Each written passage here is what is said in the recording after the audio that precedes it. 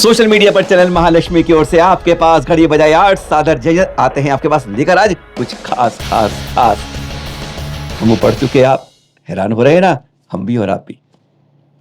बस इसी तरीके से पहुंच गए थे जब ईडरगढ़ में एक पंचकर्ण उत्सव चल रहा था। बहुत करीब से महसाना उतरे स्टेशन से और लगभग 100 किलोमीटर पड़ता है ईडरगढ़। बस वही पहुंच गए थे। पहुंचते पहुंचते इस पहाड़ी चढ़ते उस पंडाल के एक बहुत सुव्यवस्थित आकर्षक पंडाल बना हुआ था। पहाड़ी के ऊपर हमें उम्मीद नहीं थी कि ईडरगढ़ में जो पहाड़ी है उसके ऊपर भी इतना चौड़ा विशाल पंडाल बन सकता है मंदिर के सामने। पहली बार देख रहे थे और सचमुच यहाँ आने के बाद बहुत कुछ पहली बार देखा और कहते हैं उस सबको देखकर दांतों तले अंगुली दबाए बगैर रह नहीं पाए। यह ईडरगढ़ यहाँ एक कथित कह दें श्वेतांबर मंदिर बना दिया गया है। वो बना नहीं, वास्तव में दिगंबर था, उसका इतिहास भी बताएंगे, पर साथ में एक दिगंबर मंदिर बहुत ऐतिहासिक। पर ये कहते हैं अब पिक्चर का इंटरवल है, इसके बाद की पहाड़ी का रास्ता बहुत दुर्गम हो जाता है, हम नहीं चढ़ पाए। वहां पर अनेकों गुफाएं में आज भी जंगली जानवर हैं और वहां जाके एक बहुत प्राचीन जिनालय है। कहते हैं आचार्य श्री रोज वहां पहुंच जाते हैं दुर्गम रास्ते पर और ध्यान लगा लेते हैं। पहले भी लगाते थे, पर यहां पर देख रहे हैं 2018 में 4 भूगोल से प्रतिमाएं निकली, गजब की प्रतिमाएं थी और एक आदिनाथ प्रलय खड़गासन का यही था पंचकल्याणक, जिस कारण से चैनल हमारी टीम वहां पहुंची थी।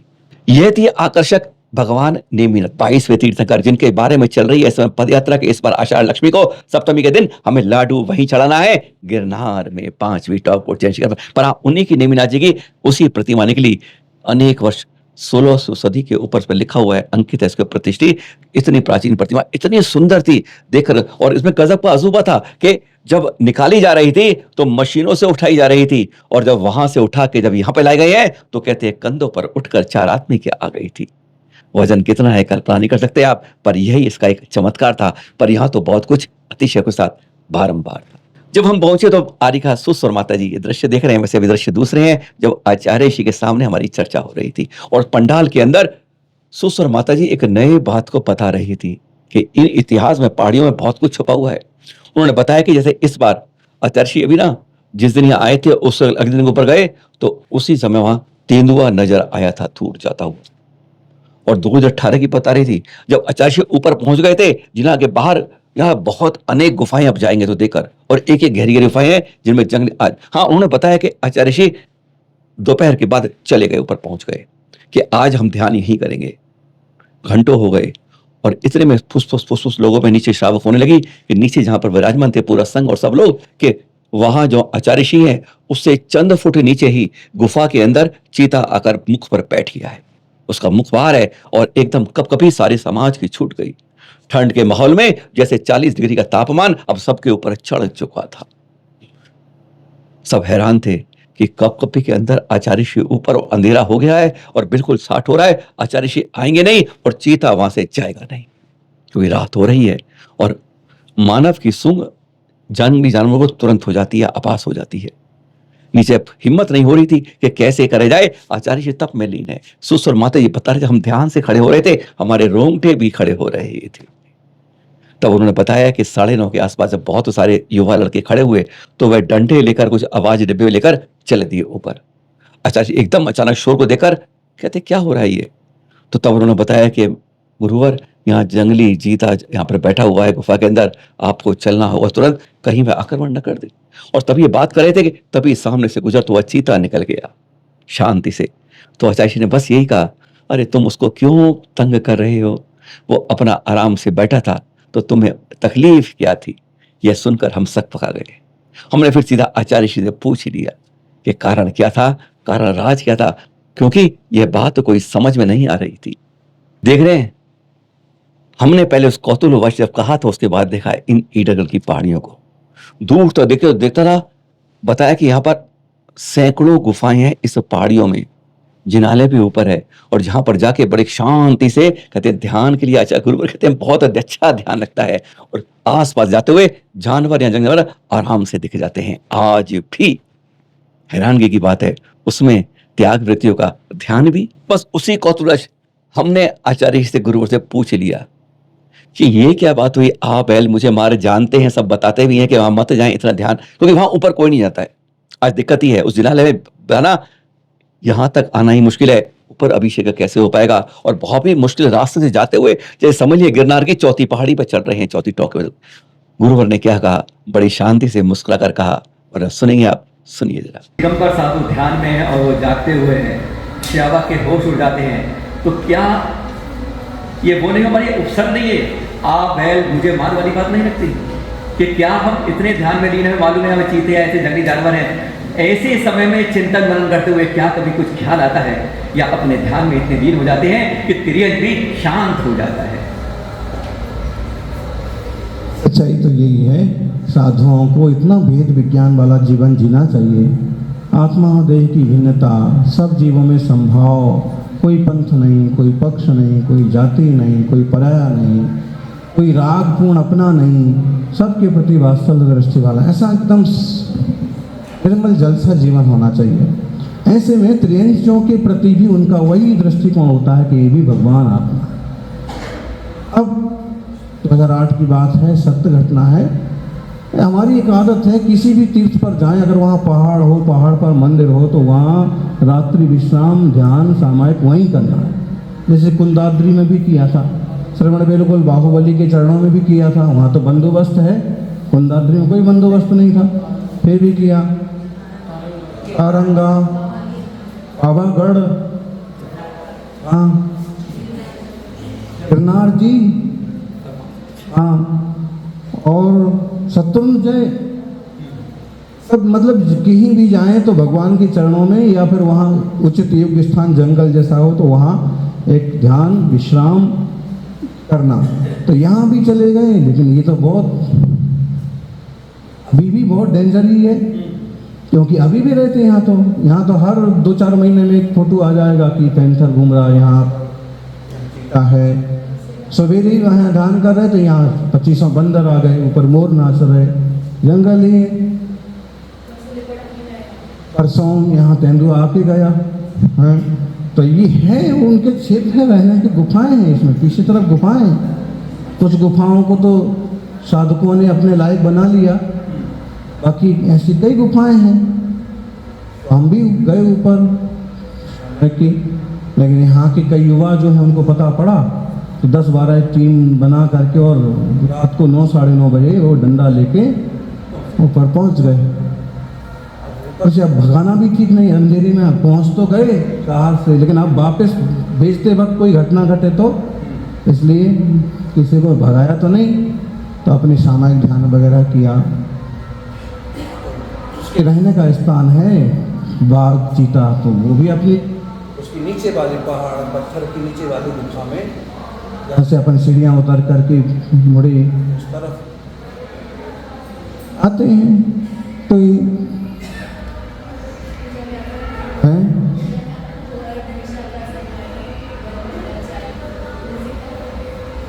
बहुत ही मतलब ऐसी बात में है, निर्मलता भी त्रागता हो तो पशु पंछी भी कुछ नहीं करते हैं, सहयोगी बन जाते हैं। साम्य भाव, समता भाव पूर्वक साधना अपनी चलती रहे, बढ़ती रहे, इस तरह का उपक्रम। आज भी हम गए थे, आज भी गए थे, हाँ आज भी गए थे, और वहीं बैठ करके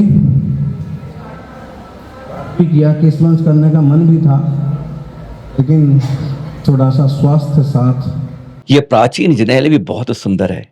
हम एक एक प्रतिमा को कहते ध्यान से देखते रहे, देखते अगर वह ऐसे खींचती रहती है। इन प्रतिमाओं में इतना ज्यादा आकर्षण है, इन प्राचीन प्रतिमाओं में, जैसे वे स्वयं बुलाती है कि बैठ जाओ थोड़ी देर के लिए, यहीं बैठ के ध्यान लगा लो, माला जप लो। पर आचार्य श्री के बारे में आप देख रहे हैं, सारी दिगंबर प्रतिमाएं हैं, पर आचार्य श्री ने फिर क्यों यहां आने के बाद उन श्वेतांबर वाली प्रतिमाओं के आगे सर झुकाए थे?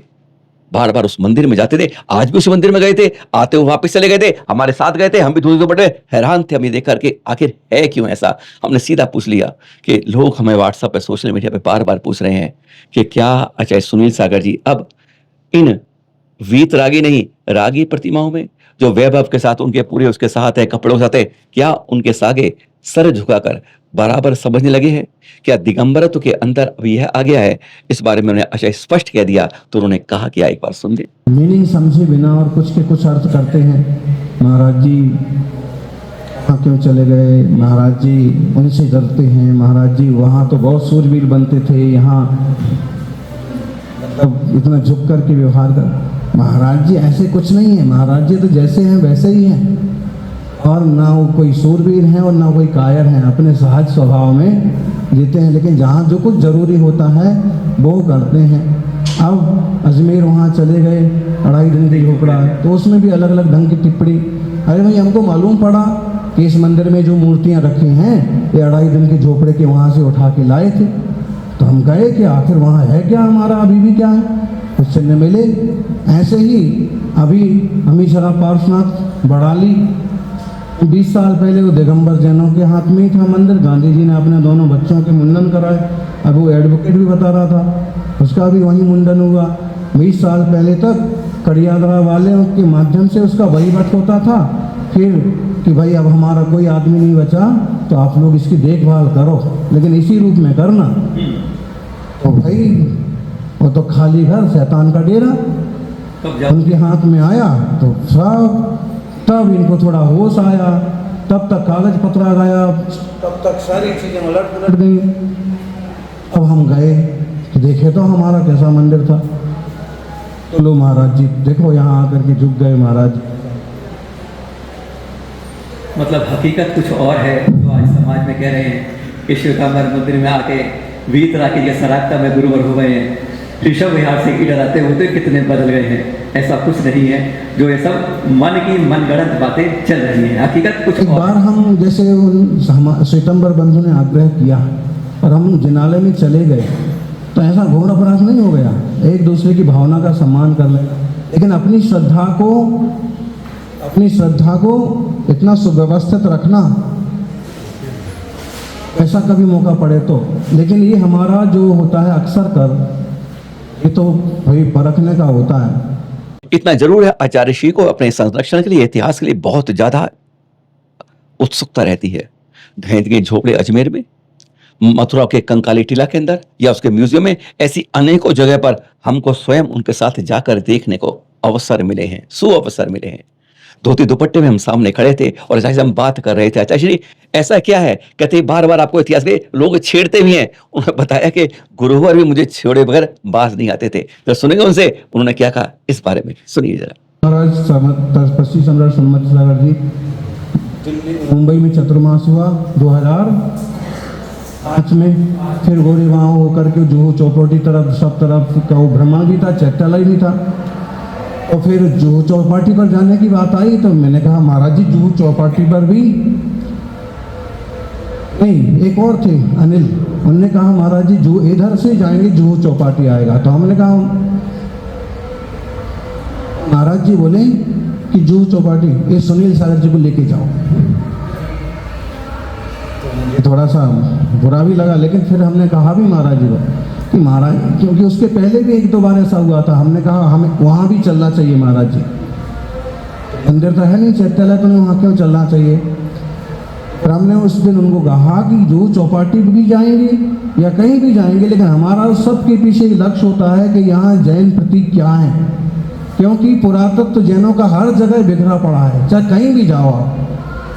एक नाम ले लिया अपन ने, इसका कोई औचित्य नहीं, लेकिन आप समझ लो कि जैसे आप कोई कहे कि ताजमहल क्यों चले गए, कहे तो नहीं, कभी मौका मिले चले भी जाओ।